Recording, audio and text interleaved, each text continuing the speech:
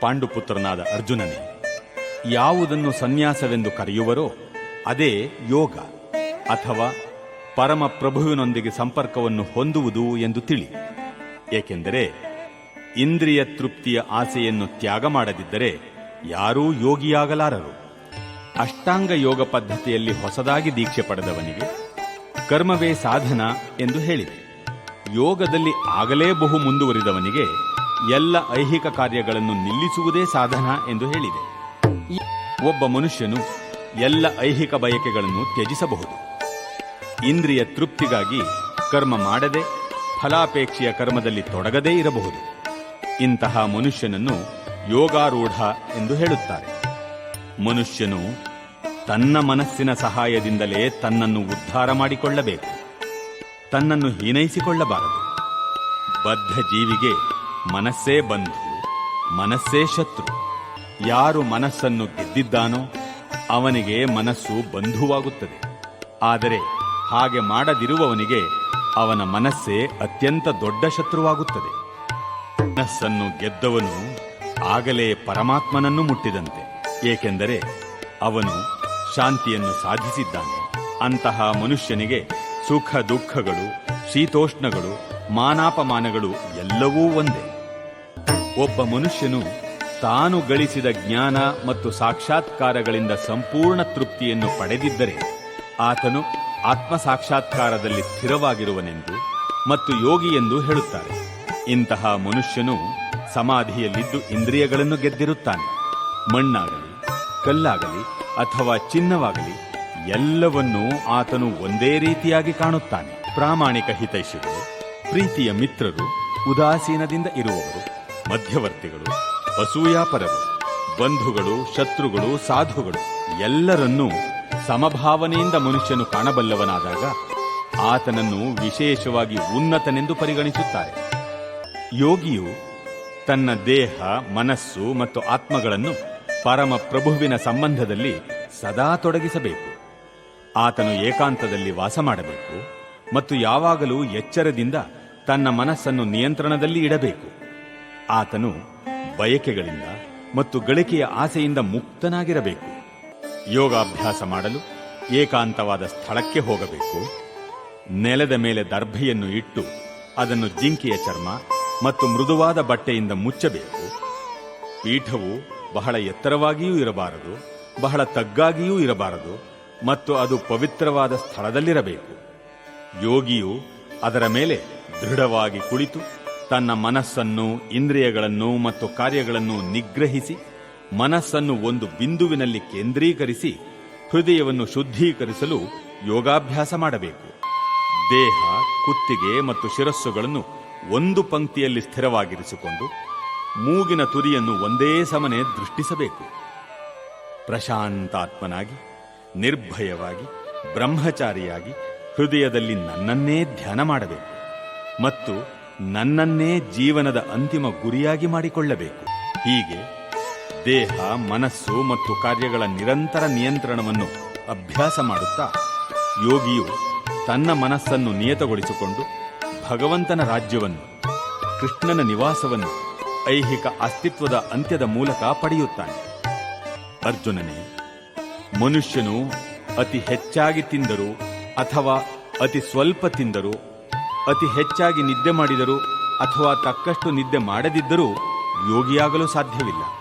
ಆಹಾರ, ನಿದ್ರೆ, ವಿಹಾರ ಮತ್ತು ಕೆಲಸಗಳ ಅಭ್ಯಾಸಗಳಲ್ಲಿ ಮಿತವಾಗಿರುವವನಿಗೆ ಯೋಗ ಪದ್ಧತಿಯ ಅಭ್ಯಾಸವು ಎಲ್ಲ ಐಹಿಕ ದುಃಖಗಳನ್ನು ಕಡಿಮೆ ಮಾಡಬಲ್ಲದು. ಯೋಗಾಭ್ಯಾಸದಿಂದ ಯೋಗಿಯು ತನ್ನ ಮಾನಸಿಕ ಚಟುವಟಿಕೆಗಳನ್ನು ಶಿಸ್ತಿಗೆ ಒಳಪಡಿಸಿ ಯಾವುದೇ ಐಹಿಕ ಬಯಕೆಗಳಿಲ್ಲದೆ ಆಧ್ಯಾತ್ಮಿಕತೆಯಲ್ಲಿ ನೆಲೆಸಿದಾಗ ಆತನನ್ನು ಯೋಗದಲ್ಲಿ ವ್ಯವಸ್ಥಿತವಾಗಿರುವನೆಂದು ಹೇಳುತ್ತಾರೆ. ಗಾಳಿ ಬೀಸದ ಸ್ಥಳದಲ್ಲಿ ದೀಪವು ಹೇಗೆ ನಿಶ್ಚಲವಾಗಿರುವುದೋ ಹಾಗೆಯೇ ಮನಸ್ಸನ್ನು ನಿಯಂತ್ರಿಸಿರುವ ಅಧ್ಯಾತ್ಮವಾದಿಯು ಆಧ್ಯಾತ್ಮಿಕ ಆತ್ಮದ ಧ್ಯಾನದಲ್ಲಿ ನಿಶ್ಚಲನಾಗಿರುತ್ತಾನೆ. ಸಮಾಧಿ ಎಂದು ಕರೆಯುವ ಪರಿಪೂರ್ಣತೆಯ ಹಂತದಲ್ಲಿ ಮನಸ್ಸು ಯೋಗಾಭ್ಯಾಸದಿಂದ ಇಹಲೋಕದ ಮಾನಸಿಕ ಚಟುವಟಿಕೆಗಳಲ್ಲಿ ತೊಡಗದಂತೆ ನಿರ್ಬಂಧದಲ್ಲಿ ಇರುತ್ತದೆ. ಈ ಪರಿಪೂರ್ಣತೆಯ ಲಕ್ಷಣವೆಂದರೆ ಶುದ್ಧ ಮನಸ್ಸಿನಿಂದ ಆತ್ಮವನ್ನು ಕಾಣುವ ಶಕ್ತಿ ಮತ್ತು ಆತ್ಮನನ್ನು ಪ್ರೀತಿಸಿ ಸಂತೋಷಪಡುವ ಶಕ್ತಿ. ಈ ಆನಂದ ಸ್ಥಿತಿಯಲ್ಲಿ ಮನುಷ್ಯನು ದಿವ್ಯ ಇಂದ್ರಿಯಗಳ ಮೂಲಕ ಸಾಧಿಸಿದ ಅಮಿತ ಅಲೌಕಿಕ ಸುಖದಲ್ಲಿ ನೆಲೆಯಾಗಿರುತ್ತಾನೆ. ಹೀಗೆ ನೆಲೆಯನ್ನು ಪಡೆದವನು ಸತ್ಯವನ್ನು ಬಿಡುವುದೇ ಇಲ್ಲ. ಇದನ್ನು ಪಡೆದ ನಂತರ ಇದಕ್ಕಿಂತ ಹೆಚ್ಚಿನ ಗಳಿಕೆ ಯಾವುದೂ ಇಲ್ಲ ಎಂದು ಯೋಚಿಸುತ್ತಾನೆ. ಇಂತಹ ಸ್ಥಾನದಲ್ಲಿ ನಿಂತವನು ಅತ್ಯಂತ ತೀವ್ರವಾದ ಕಷ್ಟಗಳಲ್ಲಿಯೂ ವಿಚಲಿತನಾಗುವುದಿಲ್ಲ. ಐಹಿಕ ಸಂಪರ್ಕದಿಂದಾಗುವ ಎಲ್ಲ ದುಃಖಗಳಿಂದ ವಾಸ್ತವವಾದ ಸ್ವಾತಂತ್ರ್ಯವೆಂದರೆ ಇದೇ. ಯೋಗಾಭ್ಯಾಸದಲ್ಲಿ ದೃಢ ಸಂಕಲ್ಪದಿಂದ ಮತ್ತು ಶ್ರದ್ಧೆಯಿಂದ ತೊಡಗಬೇಕು. ಆ ದಾರಿಯಿಂದ ಬೇರೆಡೆ ಹೋಗಬಾರದು. ಊಹಾತ್ಮಕ ಚಿಂತನೆಯಿಂದ ಹುಟ್ಟಿದ ಬಯಕೆಗಳಲ್ಲಿ ಒಂದನ್ನೂ ಬಿಡದೆ ದೂರ ಮಾಡಬೇಕು. ಹೀಗೆ ಎಲ್ಲ ದಿಕ್ಕುಗಳಲ್ಲಿಯೂ ಇಂದ್ರಿಯಗಳನ್ನು ನಿಯಂತ್ರಣ ಮಾಡಬೇಕು. ಕ್ರಮವಾಗಿ ಹೆಜ್ಜೆ ಹೆಜ್ಜೆಯಾಗಿ ಸಂಪೂರ್ಣ ಸ್ಥೈರ್ಯವನ್ನು ಆಧಾರ ಮಾಡಿಕೊಂಡ ಬುದ್ಧಿಶಕ್ತಿಯ ಮೂಲಕ ಮನುಷ್ಯನು ಸಮಾಧಿ ಸ್ಥಿತಿಯಲ್ಲಿ ನಿಲ್ಲಬೇಕು. ಹೀಗೆ ಮನಸ್ಸನ್ನು ಆತ್ಮದಲ್ಲಿಯೇ ಸ್ಥಿರವಾಗಿ ನಿಲ್ಲಿಸಬೇಕು. ಬೇರೇನನ್ನೂ ಕುರಿತು ಯೋಚಿಸಬಾರದು. ಮನಸ್ಸು ತನ್ನ ಚಂಚಲವಾದ ಮತ್ತು ಅಸ್ಥಿರವಾದ ಸ್ವಭಾವದ ದೆಸೆಯಿಂದ ಎಲ್ಲೆಲ್ಲೇ ಅಲೆದಾಡಲಿ ಮನುಷ್ಯನು ಅದನ್ನು ಹಿಂದಕ್ಕೆ ಸೆಳೆದು ಆತ್ಮದ ನಿಯಂತ್ರಣಕ್ಕೆ ಒಳಪಡಿಸಬೇಕು.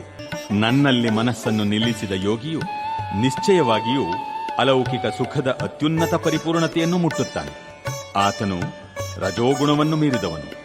ಆತನು ಪರಮೋನ್ನತನೊಂದಿಗೆ ತನ್ನ ಗುಣಾತ್ಮಕ ಏಕತ್ವವನ್ನು ಸಾಧಿಸುತ್ತಾನೆ. ಹೀಗೆ ಅವನು ಹಿಂದಿನ ಕರ್ಮಗಳ ಫಲಗಳಿಂದ ಬಿಡುಗಡೆ ಹೊಂದುತ್ತಾನೆ. ಸದಾ ಯೋಗಾಭ್ಯಾಸದಲ್ಲಿ ನಿರತನಾದ ಆತ್ಮ ಸಂಯಮಿಯಾದ ಯೋಗಿಯು ಎಲ್ಲ ಐಹಿಕ ಕಲ್ಮಶದಿಂದ ಮುಕ್ತನಾಗಿ ಭಗವಂತನ ಅಲೌಕಿಕ ಪ್ರೇಮ ಸೇವೆಯಲ್ಲಿ ಪರಿಪೂರ್ಣ ಸುಖದ ಅತ್ಯುನ್ನತ ಹಂತವನ್ನು ತಲುಪುತ್ತಾನೆ. ನಿಜವಾದ ಯೋಗಿಯು ಎಲ್ಲ ಜೀವಿಗಳಲ್ಲಿಯೂ ನನ್ನನ್ನು ಕಾಣುತ್ತಾನೆ ಮತ್ತು ನನ್ನಲ್ಲಿ ಎಲ್ಲ ಜೀವಿಗಳನ್ನೂ ಕಾಣುತ್ತಾನೆ. ವಾಸ್ತವವಾಗಿ ಆತ್ಮ ಸಾಕ್ಷಾತ್ಕಾರವನ್ನು ಪಡೆದ ಮನುಷ್ಯನು ಪರಮ ಪ್ರಭುವಾದ ನನ್ನನ್ನೇ ಎಲ್ಲೆಲ್ಲಿಯೂ ಕಾಣುತ್ತಾನೆ. ಯಾರು ನನ್ನನ್ನು ಎಲ್ಲೆಲ್ಲಿಯೂ ಕಾಣುತ್ತಾನೆಯೋ ಮತ್ತು ನನ್ನಲ್ಲಿ ಎಲ್ಲವನ್ನೂ ಕಾಣುತ್ತಾನೋ ಅವನು ನನ್ನನ್ನು ಯಾವಾಗಲೂ ಕಳೆದುಕೊಳ್ಳುವುದಿಲ್ಲ. ನಾನೂ ಅವನನ್ನು ಯಾವಾಗಲೂ ಕಳೆದುಕೊಳ್ಳುವುದಿಲ್ಲ. ನಾನು ಮತ್ತು ಪರಮಾತ್ಮನು ಒಂದೇ ಎಂದು ತಿಳಿದು ಸದಾ ಪರಮಾತ್ಮನ ಭಕ್ತಿಪೂರ್ವಕ ಸೇವೆಯಲ್ಲಿ ತೊಡಗಿರುವ ಯೋಗಿಯು ಎಲ್ಲ ಸನ್ನಿವೇಶಗಳಲ್ಲಿಯೂ ನನ್ನಲ್ಲಿಯೇ ಇರುತ್ತಾನೆ. ಅರ್ಜುನ, ಎಲ್ಲ ಜೀವಿಗಳನ್ನು ತನ್ನೊಡನೆ ಹೋಲಿಸಿಕೊಂಡು ಅವರ ಸುಖ ದುಃಖಗಳಲ್ಲಿ ನಿಜವಾಗಿ ಯಾರು ಸಮತ್ವವನ್ನು ಕಾಣುವನೋ ಅವನೇ ಪರಿಪೂರ್ಣ ಯೋಗಿ. ಅರ್ಜುನನು ಹೀಗೆ ಹೇಳಿದನು. ಮಧುಸೂದನನೇ, ನೀನು ಸಂಗ್ರಹವಾಗಿ ಹೇಳಿದ ಈ ಯೋಗ ಪದ್ಧತಿಯು ಕಾರ್ಯಸಾಧ್ಯವಲ್ಲ ಮತ್ತು ಇದು ಸಹಿಸಲು ಅಸಾಧ್ಯವಾದದ್ದು ಎಂದು ನನಗೆ ತೋರುತ್ತದೆ. ಏಕೆಂದರೆ ಮನಸ್ಸು ಪ್ರಕ್ಷುಬ್ಧವಾದದ್ದು ಮತ್ತು ಚಂಚಲವಾದದ್ದು. ಮನಸ್ಸು ಚಂಚಲವಾದದ್ದು, ಪ್ರಕ್ಷುಬ್ಧವಾದದ್ದು, ಹಠಮಾರಿ ಮತ್ತು ಬಲವಾದದ್ದು. ಅದನ್ನು ನಿಗ್ರಹಿಸುವುದು ಗಾಳಿಯನ್ನು ನಿಯಂತ್ರಿಸುವುದಕ್ಕಿಂತ ಕಷ್ಟ ಎಂದು ನನಗೆ ತೋರುತ್ತದೆ. ಶ್ರೀಕೃಷ್ಣನು ಹೀಗೆ ಹೇಳಿದನು. ಮಹಾಬಾಹುವು ಕುಂತಿಯ ಮಗನೂ ಆದ ಅರ್ಜುನನೇ, ಚಂಚಲವಾದ ಮನಸ್ಸನ್ನು ನಿಗ್ರಹಿಸುವುದು ಬಹು ಕಷ್ಟ. ಆದರೂ ಯೋಗ್ಯವಾದ ವೈರಾಗ್ಯದಿಂದ ಮತ್ತು ಅಭ್ಯಾಸದಿಂದ ಅದನ್ನು ನಿಗ್ರಹಿಸಬಹುದು. ಮನಸ್ಸಿಗೆ ಕಡಿವಾಣ ಹಾಕಲಾರದವನಿಗೆ ಆತ್ಮ ಸಾಕ್ಷಾತ್ಕಾರವು ಕಷ್ಟ. ಆದರೆ ಯಾರ ಮನಸ್ಸು ನಿಯಂತ್ರಣದಲ್ಲಿರುತ್ತದೋ ಮತ್ತು ಯಾರು ಯೋಗ್ಯವಾದ ರೀತಿಗಳಲ್ಲಿ ಪ್ರಯತ್ನಿಸುವರೋ ಅವರಿಗೆ ಯಶಸ್ಸು ಖಂಡಿತ. ಇದು ನನ್ನ ಅಭಿಪ್ರಾಯ. ಅರ್ಜುನನು ಹೀಗೆಂದನು.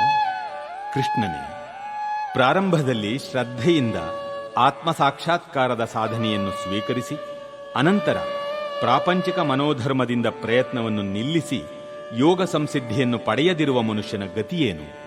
ಮಹಾಬಾಹುವಾದ ಕೃಷ್ಣನೇ, ಆಧ್ಯಾತ್ಮಿಕ ಪಥದಿಂದ ದಿಗ್ಭ್ರಮೆಗೊಂಡು ದೂರನಾದವನು ಆಧ್ಯಾತ್ಮಿಕ ಯಶಸ್ಸು ಮತ್ತು ಐಹಿಕ ಯಶಸ್ಸು ಎರಡರಿಂದಲೂ ಭ್ರಷ್ಟನಾಗಿ ಯಾವ ಲೋಕದಲ್ಲಿಯೂ ಸ್ಥಳವಿಲ್ಲದೆ ತುಂಡಾದ ಮೋಡದಂತೆ ನಾಶವಾಗುವುದಿಲ್ಲವೇ?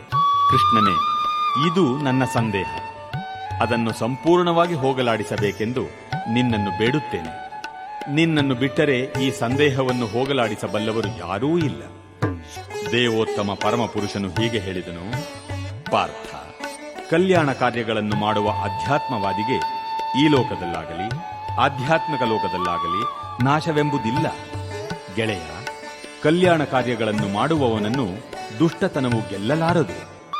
ಯೋಗಭ್ರಷ್ಟನು ಪುಣ್ಯಜೀವಿಗಳ ಲೋಕಗಳಲ್ಲಿ ಬಹುಕಾಲ ಸಂತೋಷವಾಗಿದ್ದು ಅನಂತರ ಧರ್ಮಾತ್ಮರ ಮನೆಯಲ್ಲಿ ಅಥವಾ ಶ್ರೀಮಂತ ಕುಟುಂಬದಲ್ಲಿ ಹುಟ್ಟುವನು.